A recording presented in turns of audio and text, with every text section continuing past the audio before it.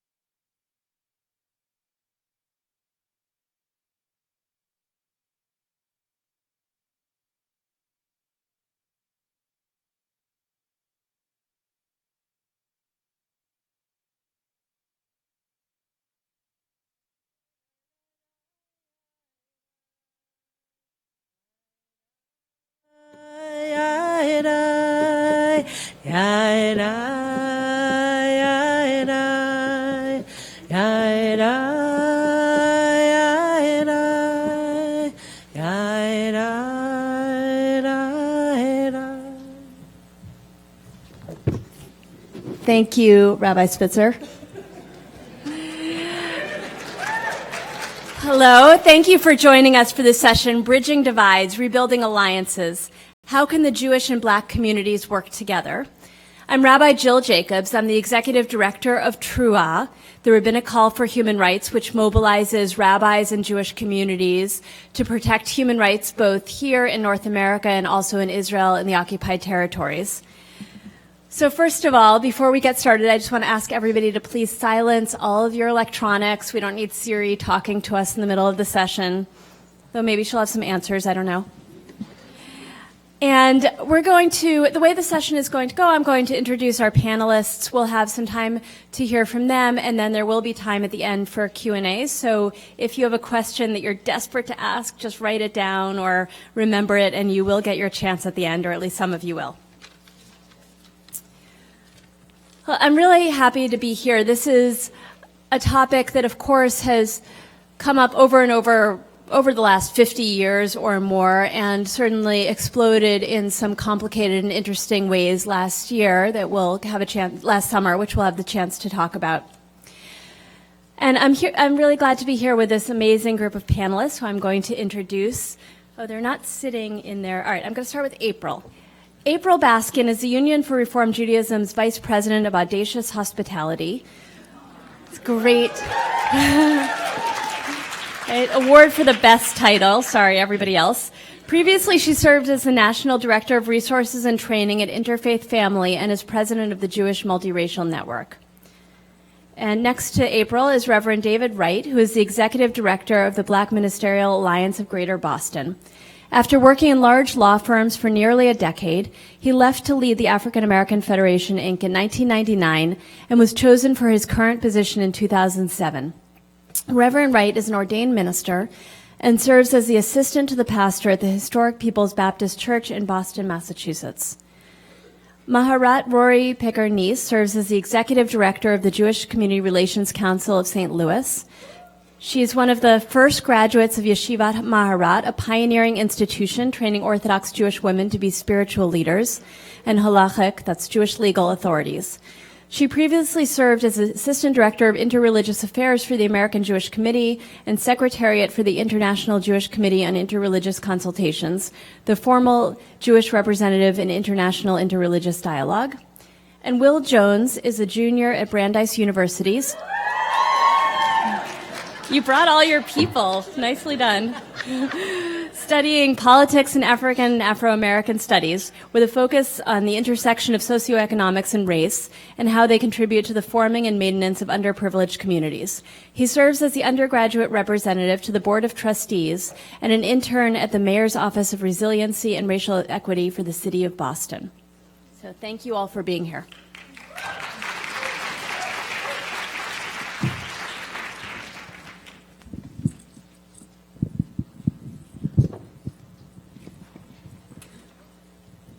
I want to start by asking each of you how you come to be sitting at this table, how you entered this work, thinking about Jewish communities, African American communities, knowing that those are not necessarily two separate communities. How did you come to be here, and can you talk a little bit about what your work is at this intersection?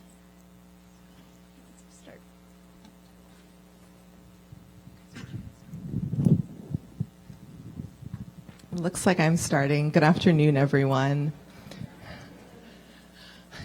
I used to think that we choose to do the work that we do, but in my life experience, I've come to find that vanity has made me think so, and that, in fact, the work has chosen me. I come to this work because it's a labor of love. I serve, as you heard, as the Vice President of Audacious Hospitality at the Union for Reform Judaism. So basically, I help our community foster on the local level as well as nationally a deeper sense of belonging and community, and work to eradicate the barriers that get in the way chronically of people being able to engage in Jewish life. I believe very deeply that we each should have at least one community in which we feel fully embraced and accepted. And as much as I can make the Jewish community that for more of its people and anyone who is interested in doing so, I want to. Because for me, growing up as a young girl of color, in Northern California. It's interesting, I'm light-skinned and I'm very aware of my light-skinned privilege, and yet I also grew up in predominantly white neighborhoods, and I was the only black person. And so it's interesting because when I, for instance, compare my experiences to that of my black boyfriend who grew up in Lexington, Massachusetts, I had a very racialized experience and became very aware from a young age around both the identity that I get to create and what happens outside of me, that no matter how I carry myself in the world, certain people may still treat me a certain way. And particularly through seeing the experiences of my father who, despite having worked at Intel and having been a medic in the military and working at Accenture, still couldn't be protected from police brutality when I was a young girl. And so what inspires me in this work generally, and we'll dive more into it over the course of the conversation, is a deep sense of a need for justice.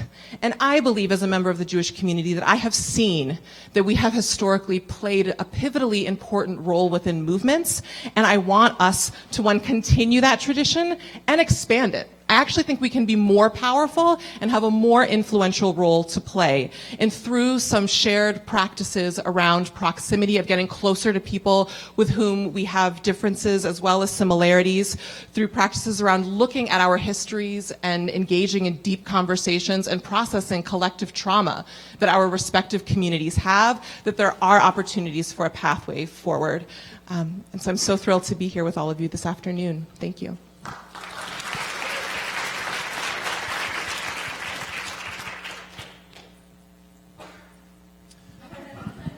I guess I'll go.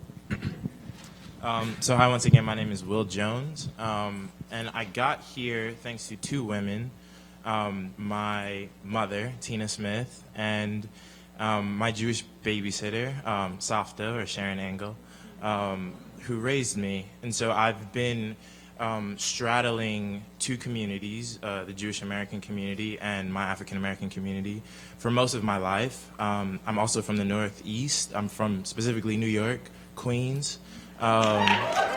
Yes. I'm from Queens. I was educated between Queens and Long Island, and during my 7 years of education in Long Island, I was in Syosset, and went to Syosset Public High School, which is the neighborhood is a relatively Jewish neighborhood. So I've always been indoctrinated in this Northeast American Jewish culture while also having my home African American culture. And then I go to Brandeis University, which is a Jewish founded school, and that was not deliberate, but because I've been straddling these two worlds for some time, and I have a decent amount of knowledge of our shared histories of oppression and our different respective communities and mutual communities, I've grown to appreciate political work and political action, and I really am interested in coalition building, but not at the expense of erasure.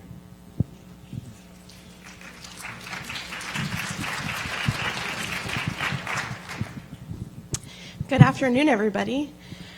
I really appreciated April's framing of saying that in some ways this work finds us more than we find this work, because that really resonated with me. There's 100 different things that have happened that somehow caused me to find myself where I am now, and I'm not always sure I could process all of them. But just a few nuggets. So I live in St. Louis now, though I'm originally also from New York. I'm from Brooklyn, and thanks. And so I found myself in school trying to get more engaged in the Jewish community, coming from the Orthodox community, as a woman wanting to really participate and take a leadership role, and finding myself really limited in what those options were. And so I found myself at Yeshivat Maharat. I found myself studying for ordination. But along the way in that path, which initially was really a personal path for what I felt was my calling, became a much broader calling of how do we make a community where everybody feels welcome? What did it mean for me to start entering into a community that was resistant to me just because of my gender? And so that became a really profound exploration for me. I moved to St. Louis in 2013 to take a job with a congregation there, and found myself in a clergy role when events in Ferguson started to unfold, and had this profound moment where I thought, the Jewish community should really be doing something about this. And then there was this pause, and I thought, oh shoot, I'm the Jewish community now. And so really trying to figure out what that meant and what did it mean to show up and where did we show up and who did we show up with and for. And so it's been a really a big learning process. Along the way, I transitioned. Now I'm the executive director of the Jewish Community Relations Council there. And so we're constantly engaging with these questions of how do we build this Jewish community? How do we build these partnerships? And recognizing that at our core, all of our communities have always been strongest when we've been in partnership with one another.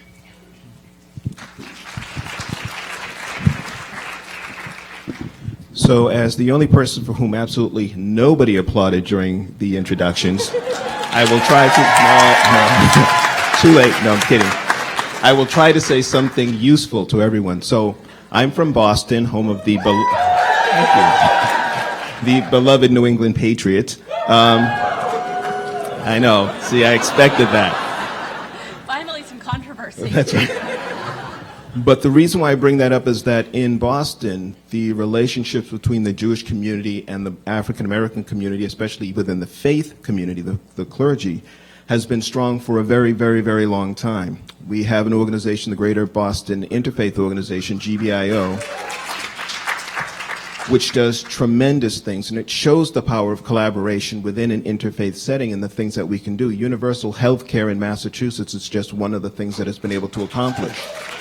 And so what brings me to this work is trying to understand why there isn't more of this across the country, because it does work and it is doable, and making it happen, doing those things that help it to form.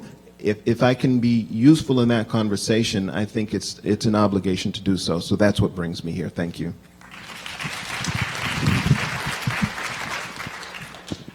Thank you. I'm going to ask, of course, everything that our panelists are going to say is going to be brilliant and wonderful, but let's just save our applause to the end for the sake of time. So let's dive into what's hard. So last summer, the Movement for Black Lives platform came out, and there was a lot of shock and some strong reactions in the Jewish community, particularly infamously the section that had to do with international issues, dealt with Israel, and I believe also the Congo was the other country that it dealt with, and used the word genocide as well as apartheid to refer to Israel's behavior in the West Bank. And so that caused a lot of reaction within the Jewish community. And some of that reaction came out of real surprise. Some of that surprise had to do with the story that many of us in the Jewish community have grown up with, which is that we were there in the 60s. The Jews were disproportionately present in the civil rights movement, which is both true and also complicated. We all have seen the picture of Heschel marching with King, et cetera, et cetera. We know that story. And so there was some surprise at, wait a second, don't they also have that story? And then, of course, the response of, well, that was 50 years ago, right? So there's some complexity there. And there was also surprise from some parts of the Jewish community not understanding the role that Israel and Palestine have come to play in progressive communities, not understanding that that has become such a big issue. There was some surprise from some of the authors of the Movement for Black Lives and others saying, well, wait, there's a 200-page document and there were 2 words, and now all the discussion is about those 2 words. So there was a lot of surprise, shock, hurt feelings we saw from the Jewish community, lots of different reactions ranging from some that said, will have nothing to do with Black Lives Matter as a whole forever now. Some responses that said, we accept the platform and celebrate the platform without criticism. Responses in the middle, this is where Torah found ourselves, that made some people happy and other people angry, trying to balance both criticism and praise. So there were a lot of complex reactions, and it opened up lots of conversations about anti-Semitism and Israel and how different oppressions interact with each other or don't, and what intersectionality means and what it doesn't mean, and what the place of Jews is there. And I would say those conversations maybe opened and maybe haven't gotten as far as they need to go. So I want to hear from all of you, is there hope? And how do you think that we can have those conversations in a way that's productive, that respects everybody, what everybody brings in terms of all of our backgrounds, all of our communities, all of our historic oppression, in a way that leads to more healing and more productive work together as opposed to leads to more hurt feelings? Anyone who wants to start, just jump right in. When the platform for Black Lives Matter came out, it also dismayed a number of black clergy for exactly the same reasons that are resonating with you in the Jewish community. We didn't think that the stance of its positioning on Israel made sense in light of the ongoing relationships that we've had with the Jewish community for decades, scores of years now.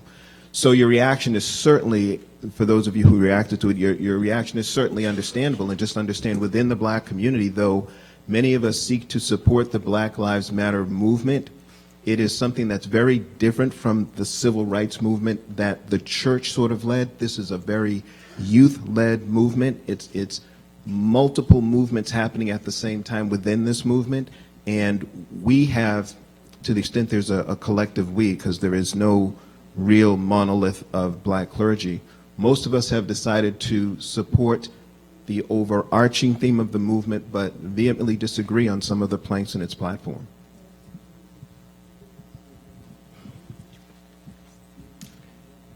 Ooh, there's so much I could say. I'll try to be concise. Okay, where to begin? When the platform first came out, I'd been following some of the alliances that had been building over the years, in recent years, starting with Ferguson, and as Black Lives Matter was developing, I noticed that there were some alliances forming with the Movement for Black Lives and some Palestinian activists. And I remember being in conversation with a leadership cohort of around 20 Jewish leaders of color, and we were processing what that meant for us. Snapshot. And some of our concerns about where that may go, but also noticing that as we were trying to push some of our Jewish colleagues to get involved, they weren't. They weren't being proximate. And we were trying to figure out our positionality within that conversation of standing at the epicenter of a lot of these issues and having our own views on Israel and trying to engage in that work when our community didn't seem to fully have our back in advocating for racial equity in really substantive, meaningful ways. That said, now, if we speed ahead, a couple different things I want to say. One is to name the courage and beauty of the platform. The Movement for Black Lives overall put in a tremendous amount of effort and assembled a truly powerful, courageous document that says, even though now we have decades and hundreds of years of oppression, and we have leaders, I often say, imagine where South Africa would be if Nelson Mandela had been assassinated, or imagine where South Asia would be if Gandhi had been assassinated, in the way that Martin Luther King and Malcolm X were assassinated in this country. And yet, despite deeply rooted in and entrenched socioeconomic and racially based inequality, a group of a leaderful movement that Reverend Wright refers to came together and courageously said, what would liberation and power, meaningful, not power over, but collective power look like? And even though a number of us have nothing in our lived experience to say that we have any chance of accomplishing this, we're going to put pen to paper and create something truly beautiful. Now, thank you. And I'll be honest with you, I'm still working my way through the platform. And I invite all of you to do the same. And I remember first looking, I was a little afraid of what might show up, and I did a quick skim. I saw the invest, divest section. I didn't see anything around Israel, so I thought, okay, whew. And then just started reading it from the beginning and was so moved and empowered. So as a side note, in the future, if you're looking about ways of collaborating or ways you can get involved in racial justice, look to the platform. There's some really brilliant thinking in there and ideas about ways to move forward. Shortly after that, the first statement that I'm aware of came out, public statement came out in opposition to the platform, decrying the statements that Rabbi Jacobs mentioned about Israel. So then I got smarter and thought to do a Control F search, which I hadn't done before. And I went to that section of the platform. As you can tell, there's a lot I could say. I'm going to try to keep this brief. I read that part of the platform and my heart sank. And I thought a few things. One, this is going to be hard. This is going to be really hard. I stand at the epicenter of this. I don't think this statement, in comparison to what I had been reading, is as strong as the other sections. And to me, that part of the platform was an indication of years of separation, of lack of proximity between our communities coming home to roost. But I see it as an opportunity. The piece that I want to lend here that involves audacious hospitality and some of the work I do around inclusion that I think is all the more painful and really important for our community to be aware of and acknowledge is that one of the key authors of that very section of the platform is a former Jew of color, is a woman of color, Rachel Gilmer, who grew up within one of our movements and experienced regular, explicit racism. And I'll be honest in saying that's the one section of other sections that I've read that it's more emotional. It's not balanced. It needs some work. But for me, to answer Rabbi Jill Jacobs' question, is there hope? I think there's absolutely hope.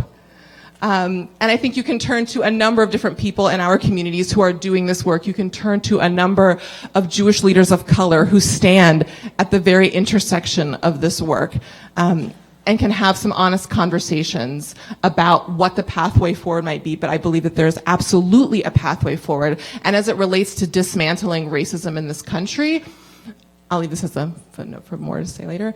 I think the Jews have a potentially really powerful role to play in this. Unlike a lot of white people in America, as a predominantly, so 20% of our community is either Jews of color or Mizrahi or Sephardi Jews in North America. So for those of us who are Ashkenazi and white, unlike a lot of white people in this country, we actually have a culture and a heritage and a powerful identity to fall back on outside of the paradigm of whiteness, which is really just about power and pretty hollow. We have an incredible tradition of resistance and survival over millennia, and our text and our religion is a great source of power and something that we can lean on, that's a more empowered and powerful alternative than racism and white supremacy.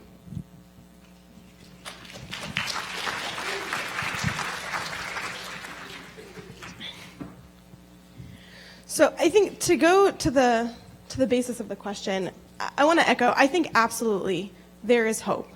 And I think the hope is in that intersection. And the challenge for all of us is how we step into that space.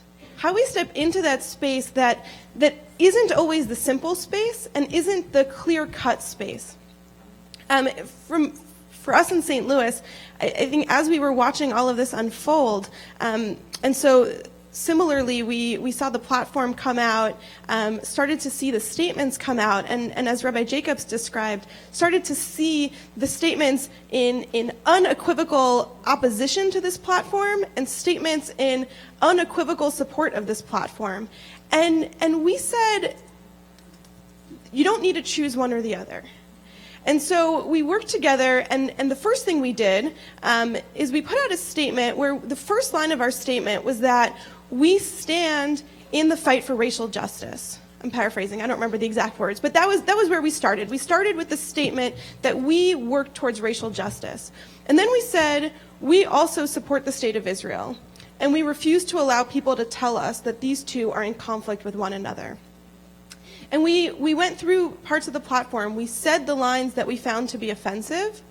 And we said that we denounced those lines. I don't remember, again, the exact wording that we used. We condemned, we denounced. Somebody was upset. It wasn't the right word, I'm sure. But, we expressed our opposition to those lines, and we said that nevertheless, we were going to still remain doing this work because this is at the core of what we think our work is as a Jewish community.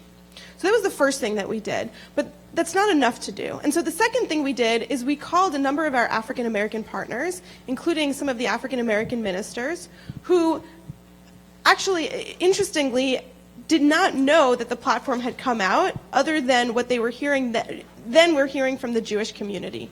And so we met with some of our African American partners, and we said to them, we didn't make demands, we didn't say it rudely, but we said, we want to tell you that we're having some difficulty with this. This hurt people in our community. This language was really painful. And the people we met with said, we don't know what you're talking about, but we're going to look this up, send us the link. And they said, if what you're saying is true, if that language is in there, just like what Reverend Wright said, they said, if that's the language that was used, then we also disagree with that language. And this causes us pain also. And so they went and they read through it, and then I remember getting a phone call from one of the ministers, and he said, I want to tell you that there's a lot in this platform we agree with. We support police reform, we support criminal justice reform, and I said, that's fine, so do we. I said, that's not what we're talking about right now. And so they put an open letter into our local newspaper saying the same thing, saying we work with our Jewish partners, that this has been a long part of our history, and that we disagree with this language on Israel, but we will continue to do this work to fight for justice. And so we got pushback from all sides of the aisle. Right? We got pushback from people who felt like we didn't come out strongly enough condemning this language. We got pushback from people who felt like we had no place to jump in and speak on this platform at all. But what we tried to explain to people was that it wasn't just about what we said in our statement, it was about the engagement that we did. And the statement was only a vehicle to then sit down in those meetings and engage. And that's what we had been really missing. That's what we had started to lose. What was so fascinating to me in St. Louis was, I think really, as Rabbi Jacobs said at the beginning, right, the personal offense that people took to this platform. People felt personally betrayed. And I couldn't really say this in such a blunt way, but when we turned to those people and we said, well, did you go? Did you show up? They hadn't. They retweeted somebody.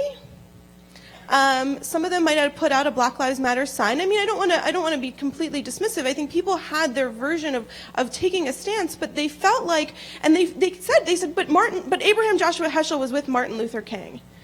Even if they weren't alive for it, even if they had no memory, right? That was what they kept coming back to. That, and they would point to a few rabbis in our community. They'd say, but our rabbi was there. No one would talk about the fact that their rabbi also got a lot of heat for showing up, right? So people who weren't necessarily taking part in it, but who felt like, doesn't the community know that we stand with them? And the answer was no. Because that's great that at your dinner table or at Thanksgiving, you yell at your uncle when he makes a racist remark, but if you don't actually make it clear to people that you are somehow standing with them, then people don't know. And so we started getting calls at the JCRC. They said, how could you let this happen? Didn't you know this was going to happen? And we said, we knew that this would probably happen. We saw these alliances forming, and we weren't at the table. And so there was nothing we could do about it. We weren't engaging with it. And so the challenge, I think, is that we oftentimes hear in the Jewish community this desire to form red lines, right? People wanted us to say, if you don't support the right of Israel to exist unequivocally as a Jewish democratic state, we will not sit at the table with you. And so we say to all those people, well, that's great. You weren't at the table. You didn't get a say in the platform. And when you put out your statement saying we want no part in this, the response was, you weren't here anyway. We didn't lose anything. And so what we had to push back is to say, don't criticize the community for choosing to engage, and sometimes engage in challenging moments when it might not be the best of relationships, or people might say things that you choose to be offensive. Those are exactly the moments when we want to call those meetings. If my job was just to talk to people who liked us all day, it would make my job a whole lot easier, but it would be a waste of my time. right? Those are the relationships that we're trying to build. And so when we pull back on those relationships, then we're hurting ourselves and we're hurting the causes that we're working the hardest for.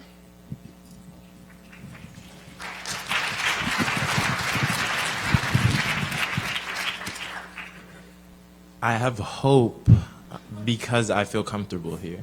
And I, throughout a lot of you all's comments, I've been smiling and laughing at points, and I kind of had a small breakthrough just now where I realized I feel like I was at a restaurant and I had a meal and I didn't like the taste of the meal or how it was composed, so I complained to my waiter, and then I met with the head chef.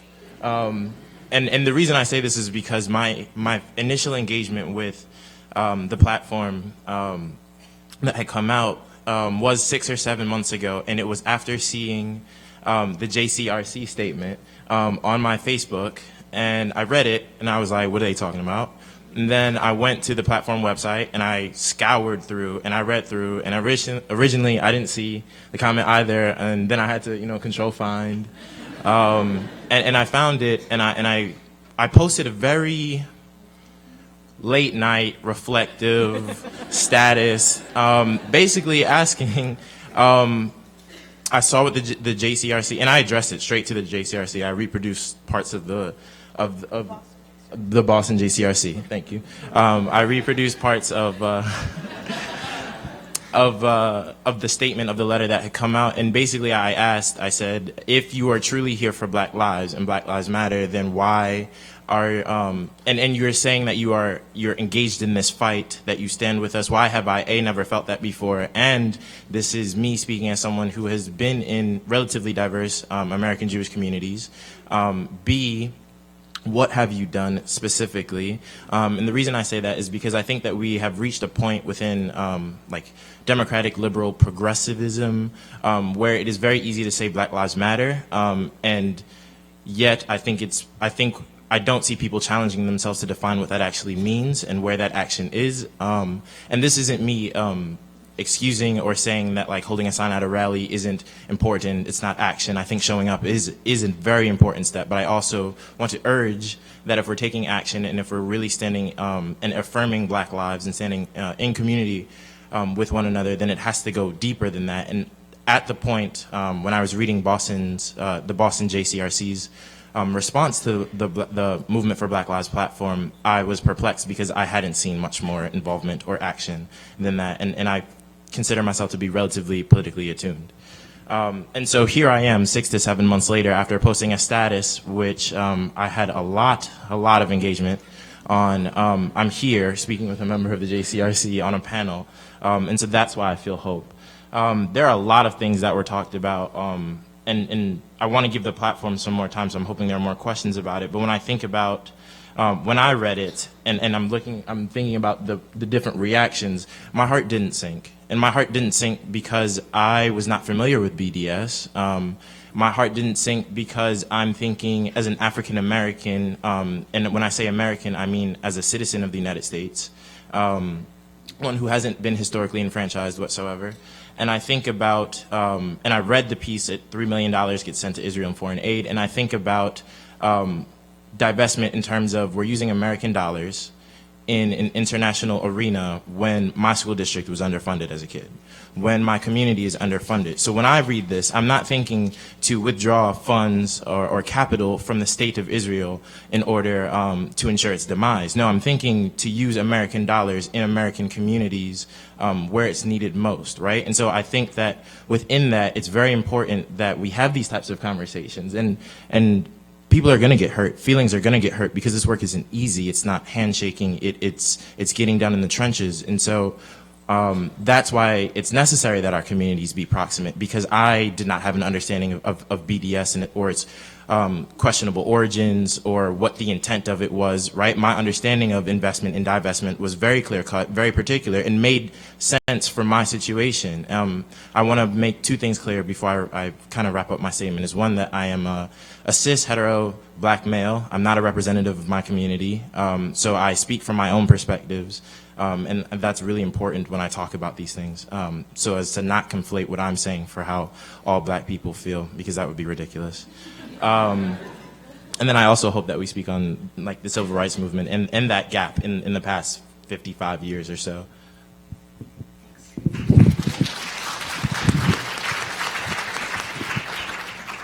Well, as to your last comment, you know, of course, that all Jews, so we all speak for all of us. I want to just ask one last question before we move to Q&A. I just wanted to push a little further about the question of anti-Semitism. So I'll reflect on just two conversations recently with rabbis, one who was talking about swastikas that appeared on his campus and who said to me, the students don't really want to make a big deal of it because on campus it's much more common for Jewish students to have pushback about their relationship to Israel, and the students felt like they didn't want to make a big deal because other oppressions are more present in people's lives and harder, et cetera, et cetera.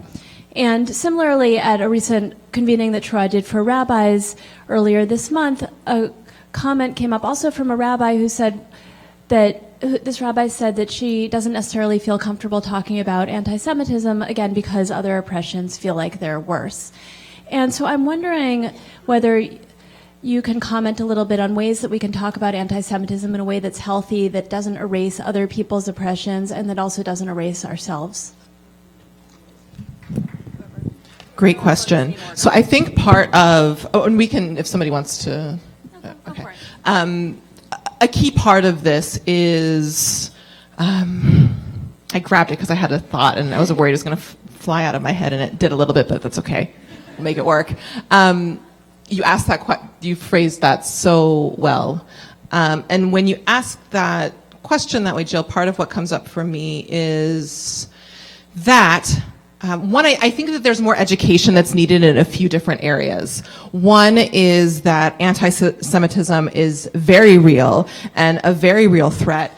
And it's both similar to and operates very differently from racism. And so there's often confusion about how those two things operate. They're both outgrowths of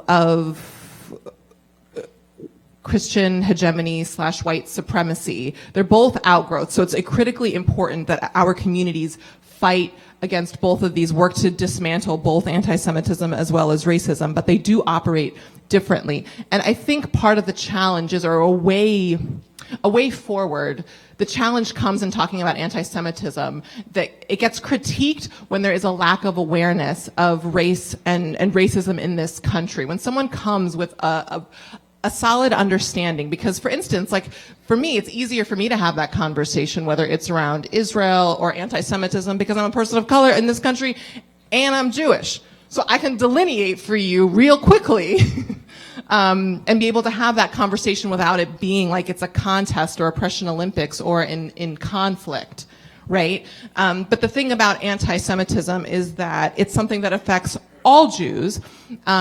And there are many Jews, particularly internationally, who are brown and black people. So when we talk about it in this white supremacist paradigm, it gets constricted down and simplified. But it is something that we need to talk about. And when we had some meetings following the launch of the platform in conversation with leaders from the black community and the Jewish community, part of the conversation was how do we work with our Christian allies to address anti-Semitism, and that is a critically important issue.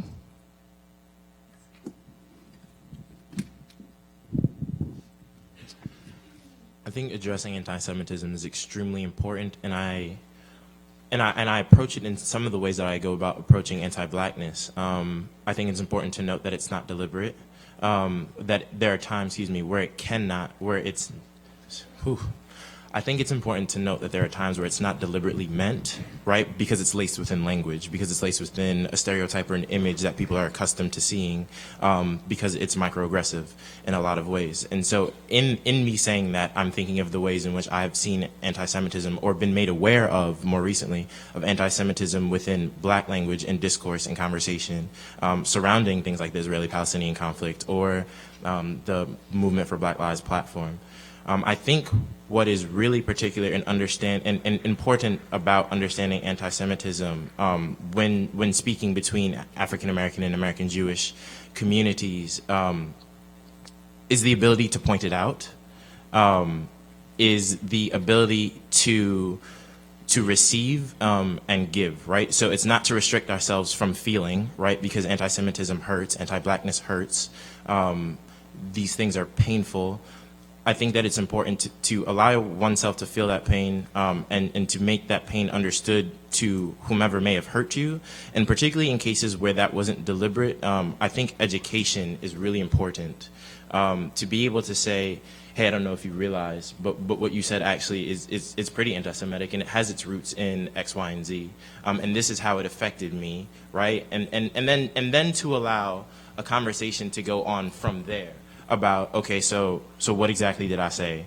How is this? Oh, I didn't look at it in that way. I didn't mean it in that way, right? Like a discussion of not just like what you said was rude and it hurt me and now you're blocked from my Twitter, right? But like a real discussion of the content and the context of what was said, I feel is incredibly important, because otherwise conversation gets stifled and silenced, and then we end up speaking in echo chambers, and it becomes us versus them, and that's not productive for coalition building.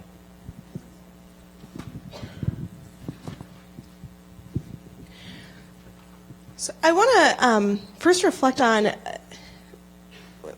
what's coming to me is a teaching that some of you might know, but there's a famous teaching in the Talmud, in the Jewish oral tradition, that talks about the two famous houses of Hillel and Shammai that always fought with each other on just about every issue. And in one particular incident, there's this famous case where this voice comes out from heaven and says, Elu ve'elu divrei Elokim chaim, that these and these are the words of the living God. And so we sometimes use this in Jewish teachings as ways to say two things could be right at the same time.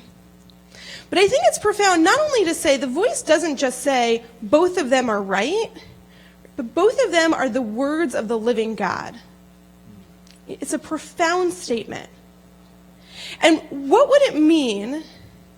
How could we live our lives if there could be two things that seem to be in conflict with each other that both could be the words of the living God?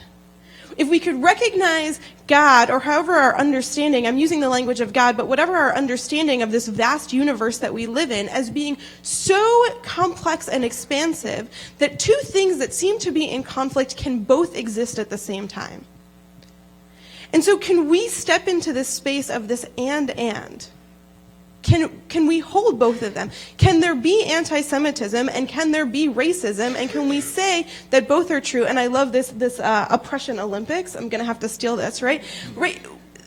That we need to move to a place of the yes and not the yes and that's really secretly the yes but, right? Like we've all been in those conversations where someone says yes and it really is a way of diminishing it, right? Can we actually hold the yes and this is true, there is anti-Semitism and there is racism and there's persecution against people for so many reasons that if I started listing them, I'm going to just offend someone for leaving it out. But I think we all know the vast list that we're facing right now. And one person feeling victimized or feeling marginalized or feeling oppressed does not negate somebody else's experience of that.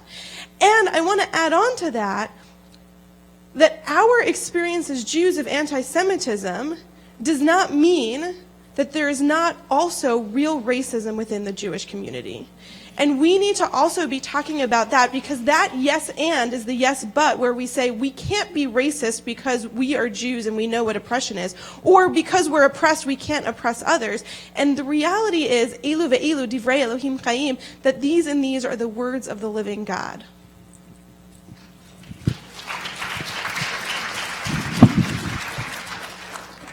I purposely went last because I had to try to compose my thoughts. This is a real emotional issue for me, because one of the things that I'm tired of seeing as an African American, and especially working in ministry, is how we let people sort of divide us around just these issues.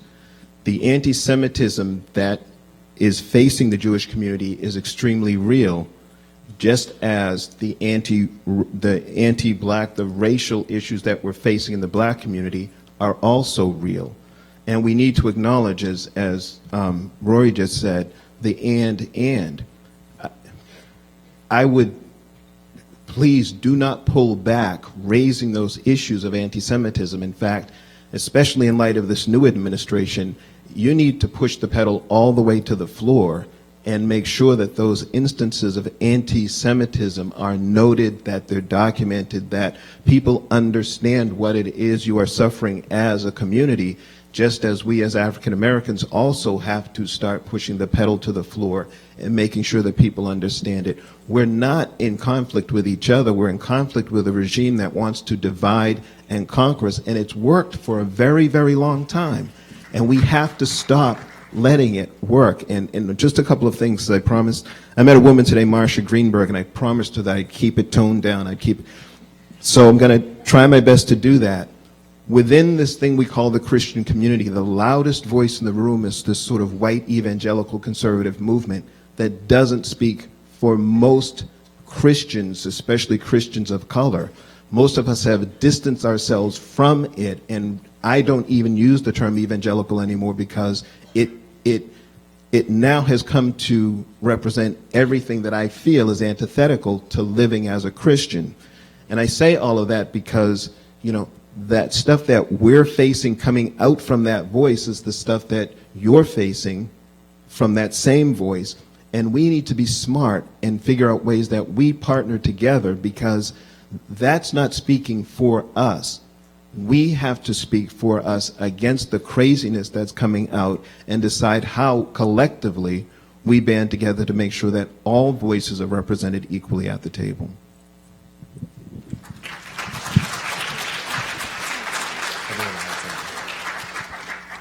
I briefly want to add something. So I actually loathe the word or the phrase oppression Olympics. And the reason why is because I feel like it stifles conversation. I feel like it's used as an excuse not to learn. I feel like whenever I've heard the oppression Olympics used, it's always whenever, and particularly in my circles, when African Americans and American Jews are having a conversation about past oppressions or even likened oppressions, right? It gets thrown out as, hey, let's not compete in this oppression Olympics, right? I mean, you had it bad and I had it bad, right? And let's move on in the discussion. And that is erasure. And I say it's erasure because I think there's a privilege of information which is key here, right? I think that as American Jews, there is incredible access to statistics surrounding oppressions that have been faced within the last century. And I feel that though there are overwhelming statistics for similar oppressions that face African American and international black communities, I feel that they're often not as centralized, often not as easy to find or locate, because there is no black monolith, just as there's no Jewish monolith. And therefore, there's a diaspora of information which is difficult to find and locate, and one that is never done in the mainstream. And I also feel like when this happens, we negate it, or the legacies of slavery, of Jim Crow, rarely make it into the conversation or are dismissed because of the civil rights movement, right? And I think it's important that we target erasure, because if we are going to build coalition, then we have to talk about our past grievances, and we have to talk about moments of disappointment between communities, and we have to talk about this oppression Olympics that we all face, because it is a chip that's on our shoulder. It is things. Never forget is not just a phrase that's used within the Jewish community. It's used in a whole bunch of different ways with a lot of different jargon in the African American community as well. And just as American Jews are taught never to forget, so are American blacks, and we're even in positions where we're not allowed to forget. Right? And so as April, you brought up, talking about Ashkenazi Jews and likeness to whiteness and privilege that grants, there is a different level of urgency an emergency within the state that black and brown bodies do face on a regular basis. And that's not to discredit anti-Semitism and how it takes form in its violent ways, but it is to point out that yes, there are differences and there are similarities. But when we throw out Oppression Olympics, I really caution the users of this term to not do so in a way that limits conversation or growth. Thank you. I'm going to take questions, so wrap it into one of your answers to a question. All right, so we have a few minutes for questions. If you have a question, I'm going to ask you to come to this microphone. I'm going to ask you to please keep it brief, keep it to a question, and also in the interest of having a diverse range of voices, you're already doing this, to just arrange yourselves by age, gender, any other relevant characteristics, but you're doing a great job. So please, and say your name also. Hi, I'm Sam. I'm a student at Brown. This is primarily for April. Do you have any recommendations that I can bring back to my community about how to do work of making primarily white Jewish spaces inclusive for Jews of color that isn't also super tokenizing of the Jews of color that are in that community? Thanks. I'm going to suggest, if it's okay with you all, that we take 3 questions and then, okay, great. Sure. Great, thank you. So Aryeh. So my name, excuse me, my name is Aryeh from Santa Cruz, and I think it's interesting that we're addressing this topic today. And yesterday we had a pretty horrible dent, I think, in the relationships between our communities when, in the fight for the chairmanship of the Democratic National Committee, is that what it's called? Where major Jewish organizations who were using pretty inflammatory, strong language to denounce Keith Ellison, you know, and it kind of shocks me that the Jewish community would officially get involved in a fight for who's the chair of the Democratic National Committee in any case.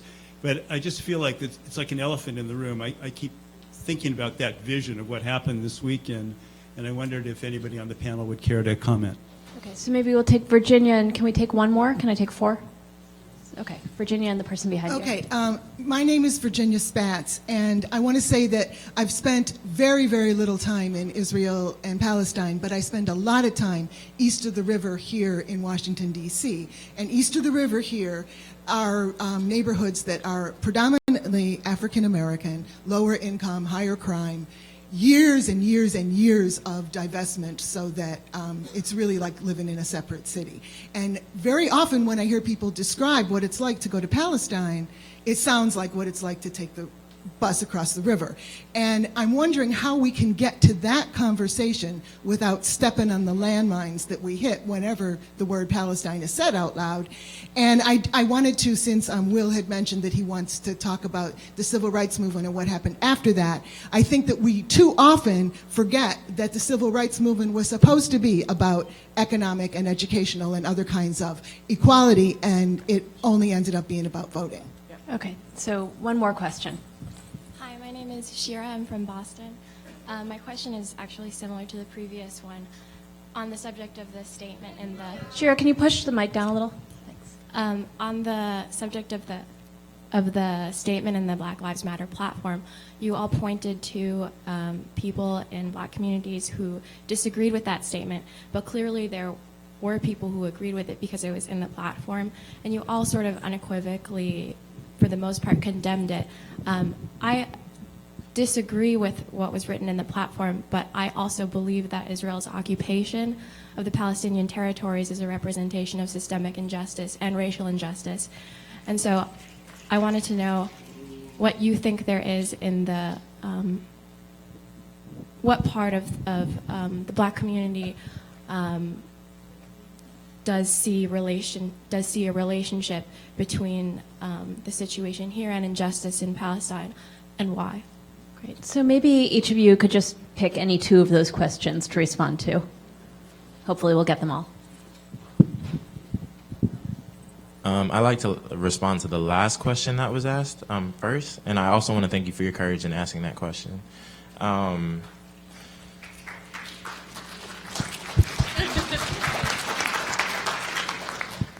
I don't want to speak for all African Americans. I want to speak for the community that I'm involved in, which is pretty young.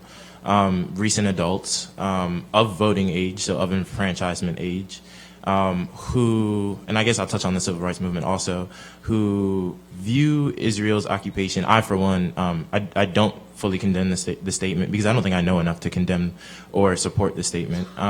But I, for one, do think the Israeli occupation of Palestinian lands has reproduced systems of oppression that I liken to the same systems of oppression that my people have faced historically and presently in this nation.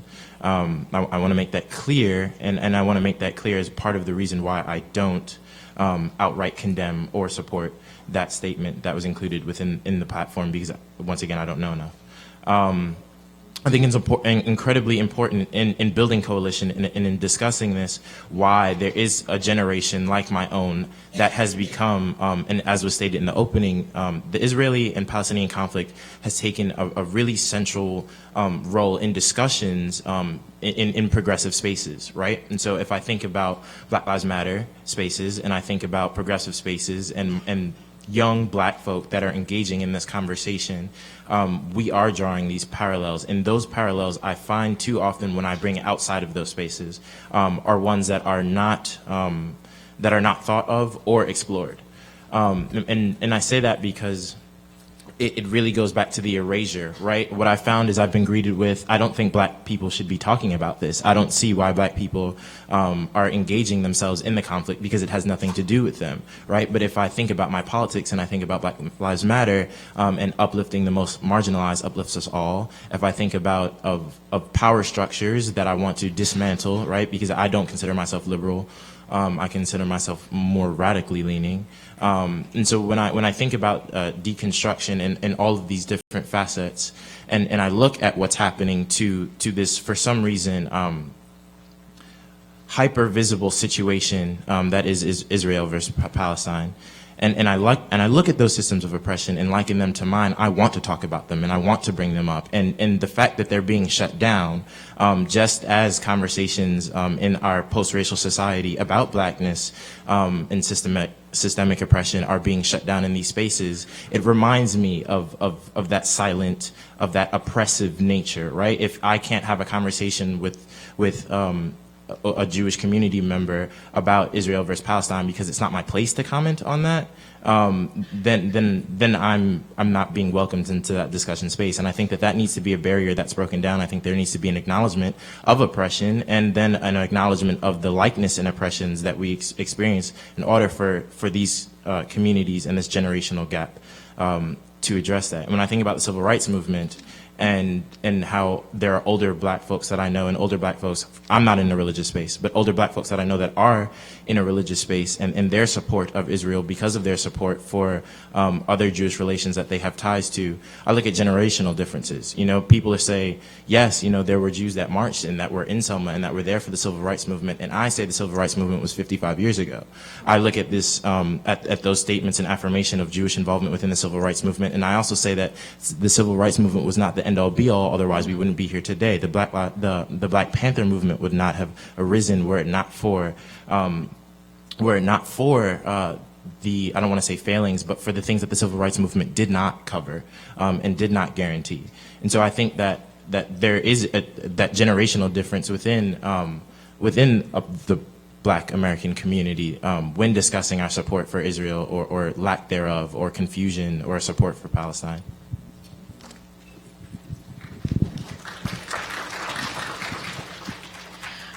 I want to draw out from a few of these questions these connections that we draw between our causes, or however we want to classify them, because, and I think somewhat to Will's point, I think that there's a crucial role that these connections play. This is how we operate, right? We draw connections, we draw parallels between things, and so that's going to happen. That happens in many contexts, and we really like it when they're connections that we like, and we very much dislike it when they are connections that we dislike. And so I want to first just acknowledge that as a whole, and then think about how exactly we can navigate through that. Because when we have a connection that we dislike, and I want to really speak broadly in this, I think when there's a connection that we dislike, walking away from that conversation or silencing somebody in that conversation doesn't correct people, right? I think, I don't know when exactly the Jewish community thought that public denunciations made people your friends. I genuinely actually have been wondering about this as an organization that's gotten a couple lately. You know, that when people thought that I would turn my ways because they've embarrassed me publicly enough, like that seems to be a habit we've developed. And the secret is that it doesn't work, and it drives people away, and it only then proves the point that they were trying to make because you've refused to engage in it. So if you don't like that connection, engage in that conversation. Now, if you do think that there's something to the connection, I still would also challenge everybody to explore it deeper, because there might be times where you come to that connection and you feel there is a real parallel here, and I want to put these two things together.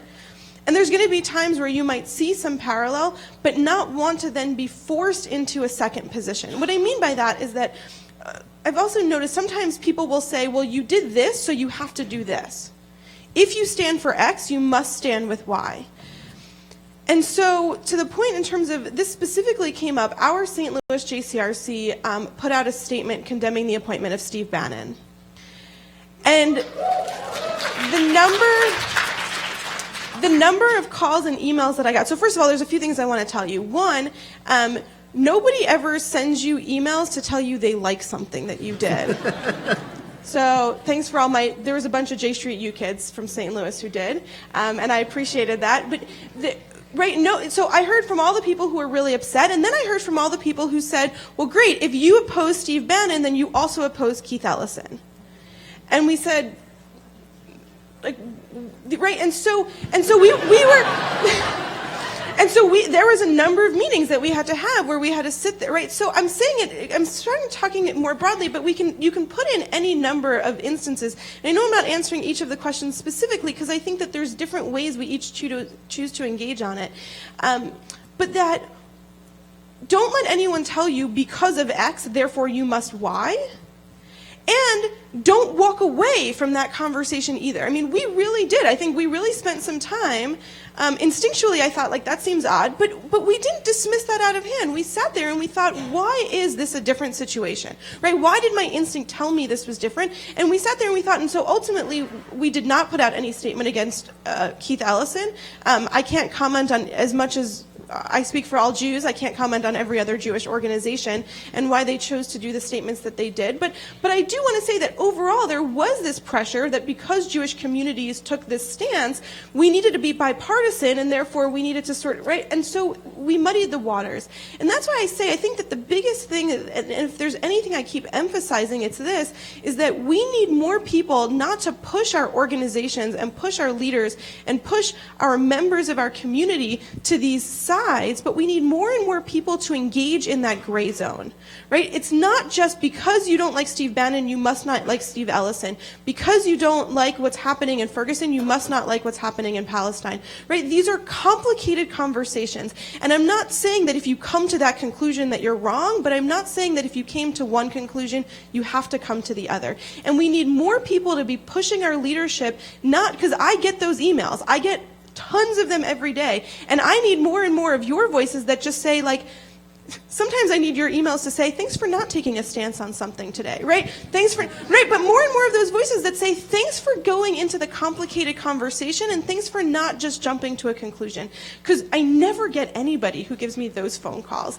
But that's what we're hearing. And so when the community says, well, you represent the community, and I have to say, like, well, 100 people called me about this and 2 people called me about this, right? I have to be able to defend that. And so you all have a voice in pushing those conversations forward. Reverend Wright. I think we should take some more questions. I want to make sure that April answers that first question. Okay, very quickly. So there are a few different pieces in terms of white Jews on campus and making more room for Jews of color at Brown. I think there are a few different things. I think one, helping to put out messaging around an awareness that we are a multiracial Jewish community would be a really great first step in thinking about the kinds of resources and programming and the way you talk about the Jewish community when you talk about these issues related to Israel-Palestine, naming just in statements as things show up. as a multiracial Jewish community, we have a variety of perspectives on this issue, right? So I think making space for the diversity within our community and that acknowledgement. Another step I would say, two very quick things very briefly so we can hear more voices in the room, is one, work with your clergy and staff at Hillel to talk with them about your interest in Hillel being a more inclusive space for them so that their minds are set, because often, as a Jew of color who knows a lot of other Jews of color, we often go to leaders in the community and say we want to run a program, and we're met with either support or lack of support or resistance, right? So hearing from other students who represent more of the majority of the community would be helpful to know that staff, that's what you're seeking and you're interested in. And then be on the lookout for Jews of color.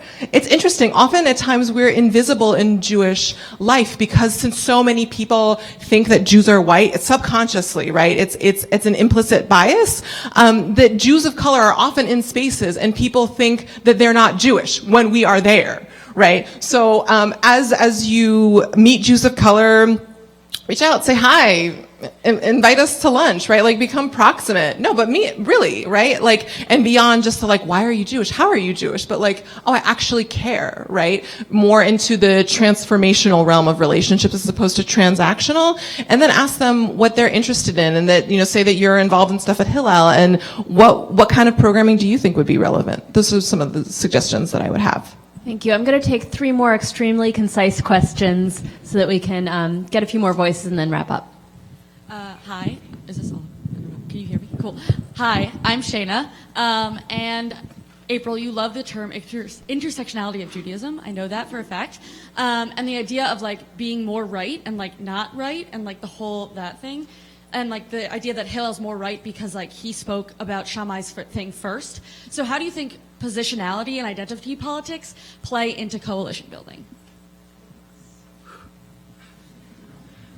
Hi, my name's David Kimmelman. So how do you see our communities, which are both at times oppressed, generally oppressed communities, communicate and actively engage with each other on criticizing Israel and opposing racial injustice, when we as Jews are acting as oppressors in Israel, but in our Jewish criticism of Israel, we support the entity of the state because it is part of who we are, and we see that we push for that future of when it will be a better place. Whereas in the African American non-Jewish community, there's not that inherent connection to the state because there's not that connection to yeah, okay, sorry, hard to read what I wrote. But, all right, I think just last question. Sorry. Hello, my name is Nadia. As a member of the Black community and someone that like strongly like advocates for the Black Lives Matter movement, but was also like very disappointed in like the statement that they came out with. How do we like? Is there talk / is there a possibility of changing the platform that came out that first time around? And how do we educate people on like the conflict that is going on between Palestine and Israel? Because I feel like a lot of the Black community was just like ignorant on the problem. And so it's really easy to pick a side when you don't exactly know what the conflict is. Thanks. So we have maybe 3 minutes left. So maybe if you can just each pick one of those and respond quickly. Whatever order you like.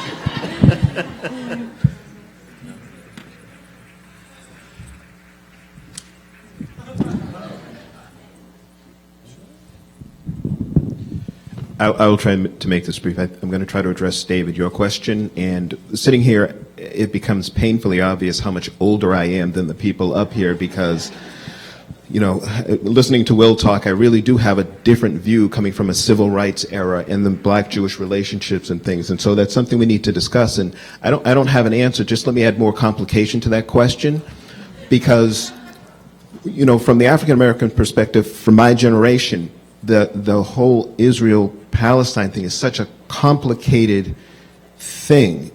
We have trusted our Jewish friends, brothers and sisters to be working on that and working through that because we're just not in it deep enough. And at least within my generation, it's not a comparison, well, at least you have a state that you're fighting for, whereas we don't have any friends here. There are two different conversations going on that have some relationship. but I'm not sure that they weave together for my generation as easily as they do for Will's generation.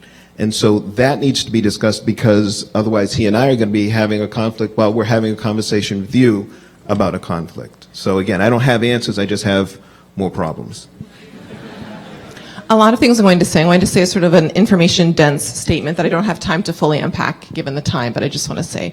I want to name a couple things that ties back into some of the questions that were answered earlier, is that for Jews in America, and particularly white Ashkenazi Jews, they occupy the role, we occupy the role, you occupy the role of racial middlemen, of racial middle agents, that you have the status of conditional whiteness. And I would say that the same, it's sort of similar for the state of Israel. In that, and so one of the things I want to say is that one, and I talk about this more in generally as it relates to inclusion, and it's true within the political realm as well, that it's important that we get into the specificity. That I am reluctant to compare the African American experience to those of Israelis, because then there are problems. And I find myself saying things that people who are way farther right than I am often say, that I roll my eyes at, but that is true, which is that African Americans, no African Americans, are launching rockets into neighborhoods in the United States. It is not a combat zone. And there are, and in Israel, there are many more Mizrahi Jews that often that identity is invisibilized in an Israeli context.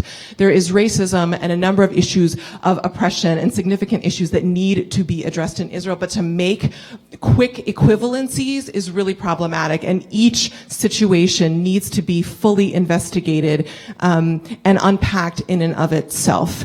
And we need to do that work from a place of intersectionality and the acknowledgement that anti-Semitism is very real, and that both the Jewish community and the African American community collectively are navigating systems of oppression as well as deep collective trauma that in the context of the American Jewish community ends up in rapid fire responses that end up hurting our alliances and shows up in other ways. There's a lot more I could say, but I think I need to stop and allow for others to speak as we conclude.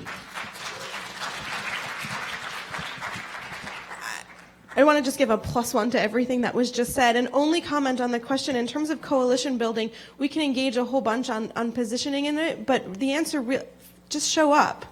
First and foremost, just show up, and then navigate through it, and navigate through it with an open heart, but just show up.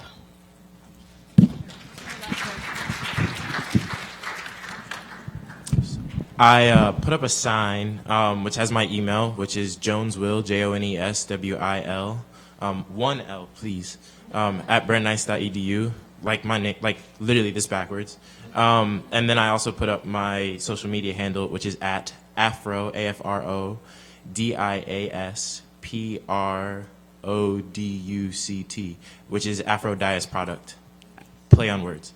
And that's because I want this conversation to continue, and I know there are a lot of questions, and I'm pretty accessible, so please do reach out.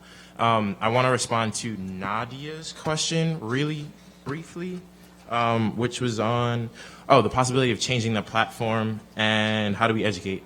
I can't speak to the possibility of changing the platform because I didn't create it, but what I can say is I've noticed like there's been a lot of discussion like amongst people who have received the platform.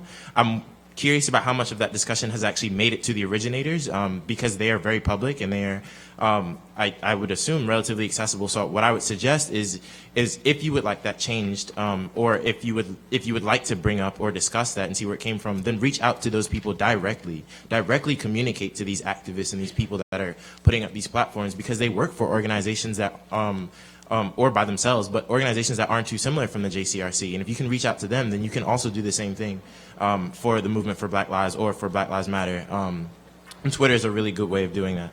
And then in terms of the second part of the question, educating. Google, no, really, it's very free. Then I'm cautious about academia because it's not always accessible, but there are people that are writing in journals and that are dedicating themselves to creating language to discuss the issues that are at hand and to better interact with that. So if academia is your thing, then try that. If not, then like there are folks that have YouTube channels and blogs But definitely get involved, enter spaces, communicate. Do not be discouraged if someone shuts you down.